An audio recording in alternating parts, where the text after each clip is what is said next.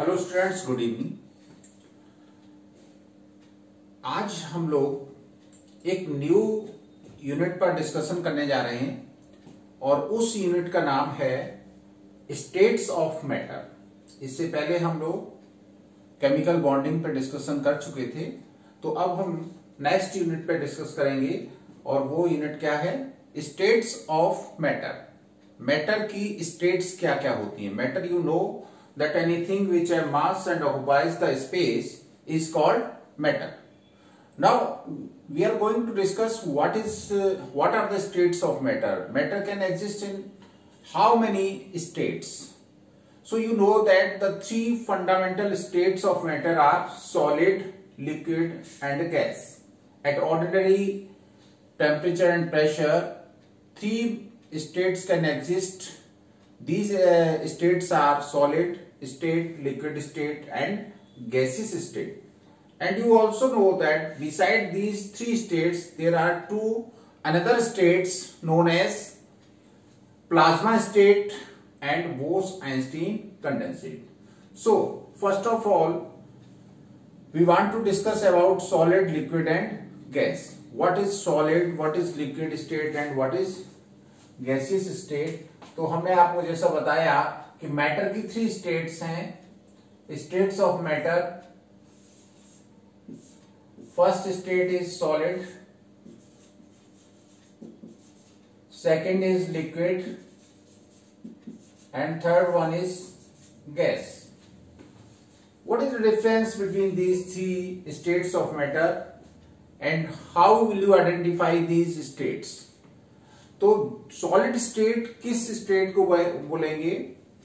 किसी भी मैटर की वो स्टेट। मैटर हमने बता ही दिया है कि एनीथिंग विच है mass and occupies the space, जिसमें मास हो और जो जगह को घेरती हो उसको हम क्या कहते हैं?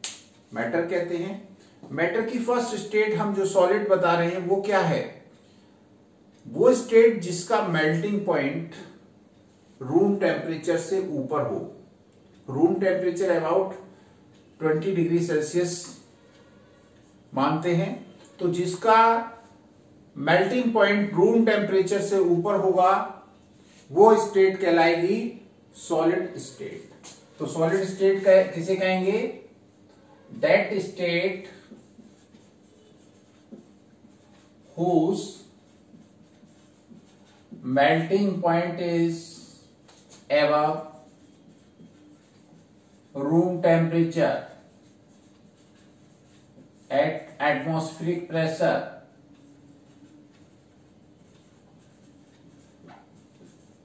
तो वो स्टेट आपकी क्या कहलाएगी? सॉलिड स्टेट है। जैसे आपका मोम है, वैक्स है, रूम टेम्परेचर पर सॉलिड स्टेट में है, तो ये मैटर की सॉलिड स्टेट हो गई। वाटर क्या है? रूम टेम्परेचर पर लिक्विड स्टेट में है, तो ये हम क्या कह सकते हैं? लिक्विड स्टेट, जिसका मेल्टिंग पॉइंट रूम टेम्परेचर से ब्लो हो, है ना, तो वो कहलाएगा लिक्विड स्टेट। तो that state whose melting point is below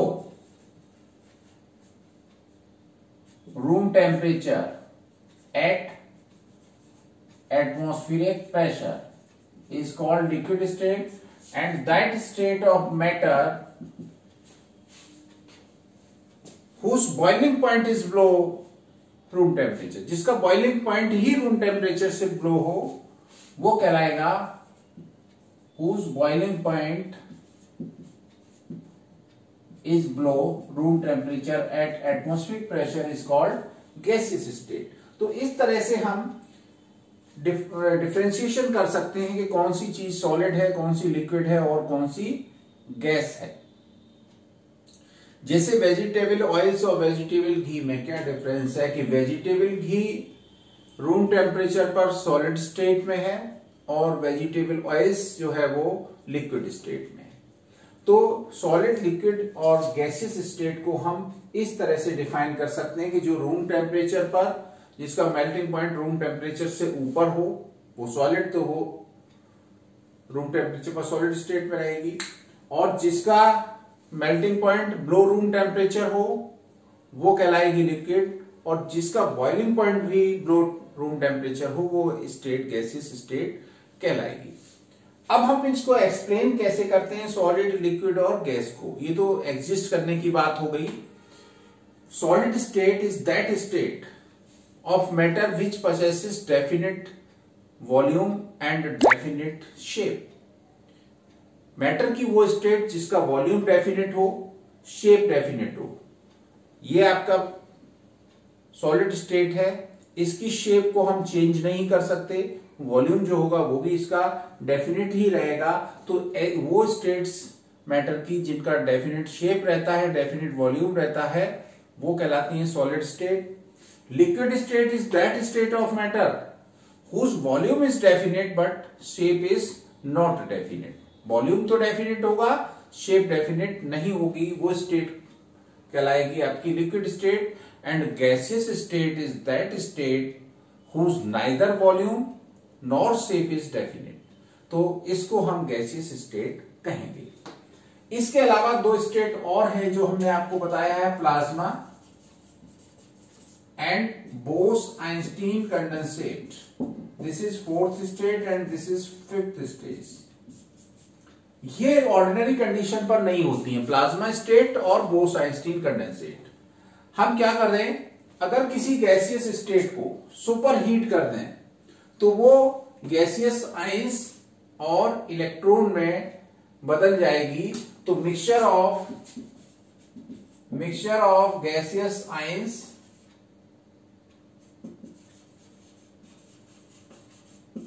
and electrons, this is plasma state. Fire है, आग है, स्टार है, सन है, ये किस स्टेट में है, प्लाज्मा स्टेट में है। सुपर हीटिंग करने पर कोई भी स्टेट जो है, कोई भी एटम जो है वो इलेक्ट्रॉन लूज करता है। वो इलेक्ट्रॉन लूज करने से आयन में कन्वर्ट होता है, तो उन आयन और इलेक्ट्रॉन के ग्रुप को ही हम प्लाज्मा स्टेट कहते हैं। Fifth state Bose-Einstein condensate. आपको पहले हमने एक बार बताया था कि Satyendranath Bose is Indian scientist and he was the research scholar under Einstein. तो उन्होंने इस स्टेट को बताया था सत्येंद्रनाथ बोस ने, और आइंस्टीन ने उसको एक्सप्लेन किया था, इसलिए इसको बोस-आइंस्टीन कंडेंसेट कहते हैं। तो जब भी किसी सॉलिड स्टेट को सुपर कूल किया जाता है, बहुत माइनस टेम्परेचर में ले जाया जाता है, तो वो अपने एटम्स जो होते हैं वो अपनी आइडेंटिटी खो देते हैं और कंडेंस होके एक नया सुपर एटम बनाते हैं। तो उसको हम कहते हैं, उस कंडेंस्ड फॉर्म को कहते हैं बोस-आइंस्टीन कंडेंसेट। तो these are the 5 states of matter, in which 3 states are found at ordinary conditions, but rest 2 plasma and Bose-Einstein condensate are obtained at some specific conditions. अब बात ये आती है कि ये डिफरेंट स्टेट्स जो मैटर की हैं वो एग्जिस्ट कैसे करती हैं। डिफरेंट स्टेट एग्जिस्ट करने का क्या कंडीशन है, कब ये किन किन कंडीशन पर डिपेंड करेगी इनकी एग्जिस्टेंस। तो देखिए, दो चीजों का कंपटीशन है, दो एनर्जीज का कंपटीशन है आपस में, और उसका रिजल्ट है ये स्टेट ऑफ मैटर। तो वो दो एनर्जीज क्या हैं जिनके बीच कंपटीशन हो रहा है, और उनका ये रिजल्ट है सॉलिड, लिक्विड या गैसियस स्टेट। तो वो दो आपकी एनर्जीज हैं। पहला है इंटरमॉलिक्यूलर फोर्सेस, पहला है इंटरमॉलिक्यूलर फोर्सेस, और दूसरा है थर्मल एनर्जी।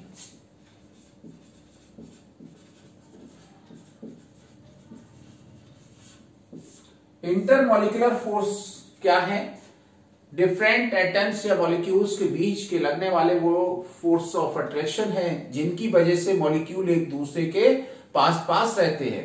इंटरमॉलिक्यूलर फोर्सेस बोले जाते हैं।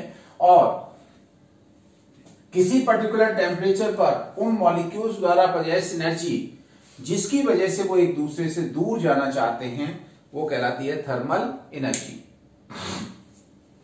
तो अगर इंटरमॉलिक्यूलर फोर्सेस किसी पर्टिकुलर टेम्परेचर पर जाते हैं, थर्मल एनर्जी कम है, तो वो सॉलिड स्टेट में एग्जिस्ट करेगा। अगर किसी पर्टिकुलर टेम्परेचर पर किसी स्टेट में किसी सब्सटेंस की थर्मल एनर्जी ज्यादा है, इंटरमोलिकुलर फोर्स ऑफ अट्रैक्शन कम है, तो वो गैसियस स्टेट में चली जाएगी, और अगर दोनों कंपैरेबल हैं तो वो लिक्विड स्टेट में रहेगी। तो इन दोनों एनर्जीज का कंपटीशन है किसी भी मैटर की state.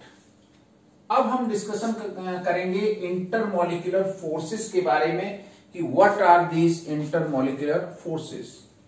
So the force of attraction existing among the molecules of a substance are called intermolecular forces. These are responsible for the physical properties and structural features. Physical property वही एक तो आपकी physical state हो गया, and structural features of the substance. अब ये intermolecular forces arise कैसे होते हैं? So the intermolecular forces arises due to the some specific type interactions, and now I want to discuss about these interactions. What are these interactions due to which intermolecular forces arises? So first intermolecular force arises due to number 1 dipole interactions. Dipole interactions. What are these dipole interactions? Dipole क्या होता है? आपको chemical bonding में बताया गया था कि जब दो एटम्स के बीच में बॉन्डिंग हो रही हो और एक ज्यादा इलेक्ट्रोनेगेटिव एटम हो, तो वो ज्यादा इलेक्ट्रोनेगेटिव एटम क्या करता है? शेयरिंग इलेक्ट्रॉन पेयर को अपनी तरफ अट्रैक्ट करता है, जिससे उस पर पार्शियल नेगेटिव चार्ज और दूसरे पर पार्शियल पॉजिटिव चार्ज हो जाता है। It means poles develop on that molecule, one positive pole and second negative pole, and this is known as dipole. तो जब एक डाइपोल मॉलिक्यूल, जिस मॉलिक्यूल पे पोलैरिटी हो और दूसरे मॉलिक्यूल भी पास में है उसमें भी पोलैरिटी है, तो इनके बीच में क्या होगा? इंटरेक्शन क्रिएट हो जाएगा। इसी को हम कहेंगे डाइपोल इंटरेक्शन। तो these forces occurs among the polar molecules and have permanent dipoles. They attract towards each other, and this interaction is known as dipole interaction. For example, HCl and HCl molecule will attract towards each other permanently due to presence of permanent dipole on these molecules. तो ये आपका interaction क्या होगा? Dipole interaction होगा। तो इस interaction को हम डाइपोल इंटरेक्शन कहेंगे। अगर आप इसको नोट करना चाहें तो नोट कर सकते हैं कि these are the forces among the polar molecules.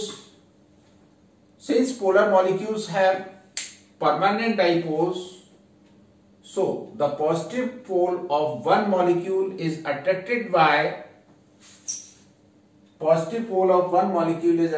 by negative pole of another molecule, and these type interactions are known as dipole interactions. And example of this dipole interaction is the interactions between the HCl molecules. Hydrochloric acid में जो molecules के बीच में interaction होते हैं वो किस तरह के इंटरेक्शन हैं? वो आपके डाइपोल इंटरेक्शन की कैटेगरी में आते हैं।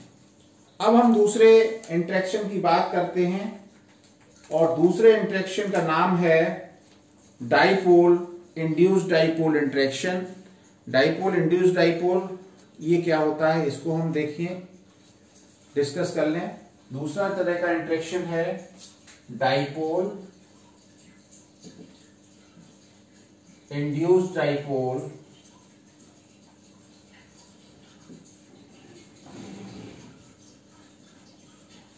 इंटरेक्शंस। देखिए, इंड्यूस माने प्रेरित करना, पहले नहीं था, बाद में उसको इंड्यूस कर दिया गया, उसमें पैदा कर दिया गया। तो एक जब परमानेंट कोई पोलर मॉलिक्यूल है वो दूसरे नॉन पोलर मॉलिक्यूल के पास आया तो क्या हुआ, उसके इलेक्ट्रॉन क्लाउड को उसने डिस्टर्ब किया, इसकी वजह से उसमें भी पोलैरिटी आ गई। तो एक पोलर मॉलिक्यूल ने दूसरे नॉन पोलर मॉलिक्यूल को पोलराइज कर दिया, तो इस तरह से वो जो मॉलिक्यूल नॉन पोलर था अब पोलराइज हो गया है, वो इंड्यूस्ड डाइपोल माना जाएगा। और पहले से जो डाइपोल था उसके और इंड्यूस्ड डाइपोल के बीच में जो इंटरेक्शन क्रिएट हो जाएगा, that will be dipole induced dipole interaction. इससे पहले जो हमने इंटरेक्शन बताया था उस इंटरेक्शन को हम कीसम फोर्सेस के नाम से भी जानते थे। ये वाला जो फोर्स था इसको हम क्या कहते थे, कीसम फोर्सेस। अब दूसरे हमारे आए हैं डाइपोल इंड्यूस्ड डाइपोल इंटरेक्शंस। इनमें क्या होगा, नोट कर सकते हैं कि when a non polar molecule is polarised, when a non-polar molecule is polarized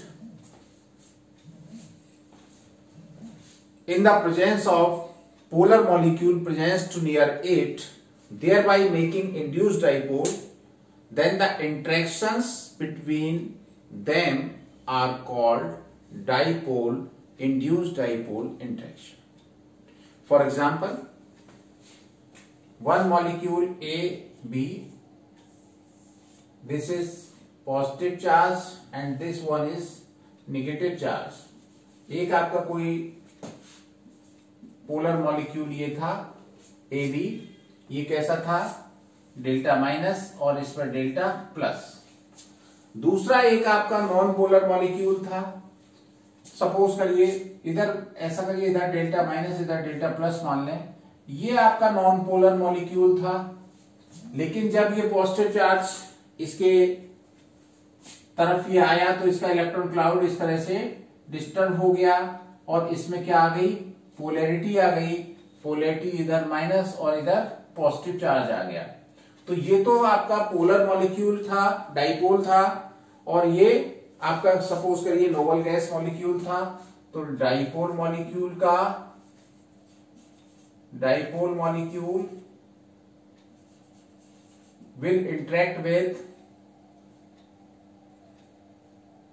Nobel gas molecule और non polar. Noble gas molecule है ये,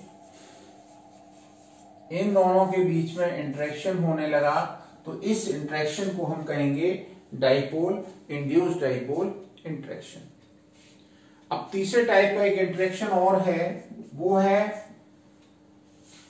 डिस्पर्सन फोर्सेस और Landon forces.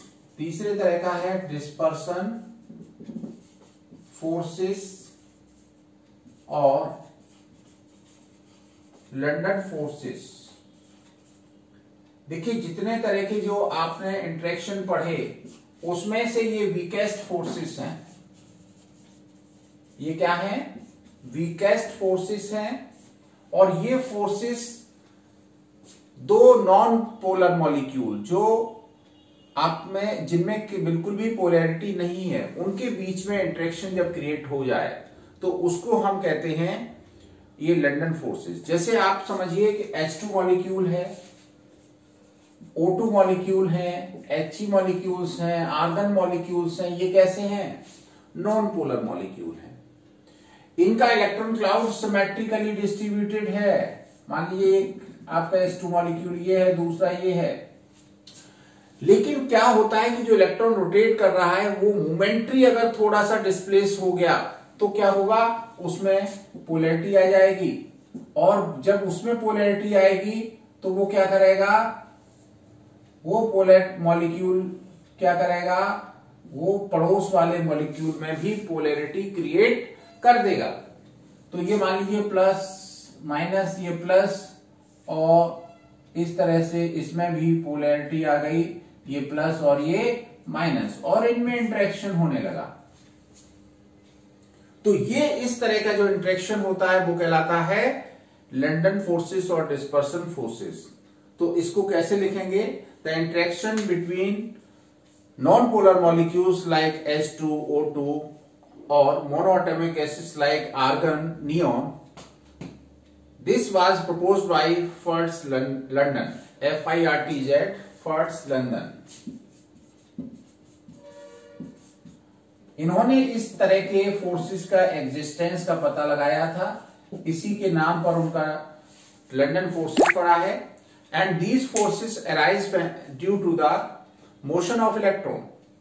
It is believed that at any instant of time the electron cloud may disturb and produces momentary dipole. किसी समय electron cloud momentary displace हो सकता है और इस डिस्प्लेसमेंट से जो डाइपोल पैदा होगा उसको इंड्यूस्ड डाइपोल कहेंगे.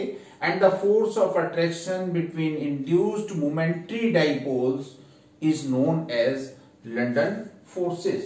For example, force of attraction between H2 molecules, force of attraction between helium molecules is called London forces or dispersion forces. ये जो तीनों फोर्सेस आपने पढ़े, इन्हीं को हम वांडर वाल फोर्सेस के नाम से जानते हैं. वांडर वाल्स फोर्सेस, ये साइंटिस्ट थे वांडर वाल, उनके ऑनर में इन सारे फोर्सेस को हम नाम देते हैं वांडर वाल फोर्सेस. इस तरह के अट्रैक्शन एक हाइड्रोजन बॉन्डिंग भी है, लेकिन वो वांडर वाल फोर्सेस की कैटेगरी में नहीं है. और ये वांडर वाल फोर्सेस हाइड्रोजन बॉन्डिंग से वीक होते हैं. हाइड्रोजन बॉन्डिंग को हम लोग पहले एक्सप्लेन कर चुके हैं. वाटर मॉलिक्यूल्स के बीच में, अमोनिया मॉलिक्यूल्स के बीच में, HF मॉलिक्यूल्स के बीच में जो बॉन्डिंग होती है वो कौन सी होती है? Hydrogen bonding. तो जो दो मॉलिक्यूल आपस में इंटरेक्ट होते हैं, इंटरमॉलिक्यूलर फोर्सेस जो अराइज होते हैं, उसका रीजन है ये मेन 3 इंटरेक्शन है. और चौथा आपका हाइड्रोजन बॉन्डिंग भी है, लेकिन वो वांडर वाल फोर्सेस की कैटेगरी में नहीं आता है. तो these are the interaction due to which molecule can exist in the solid state, in the liquid state और in the gaseous state. And I have told you that there is the competition between two energies, intermolecular force and thermal energy. If intermolecular force wins, then the state of matter will be solid. If thermal energy wins, then state of matter will be liquid, and both are comparable, then the state will be liquid.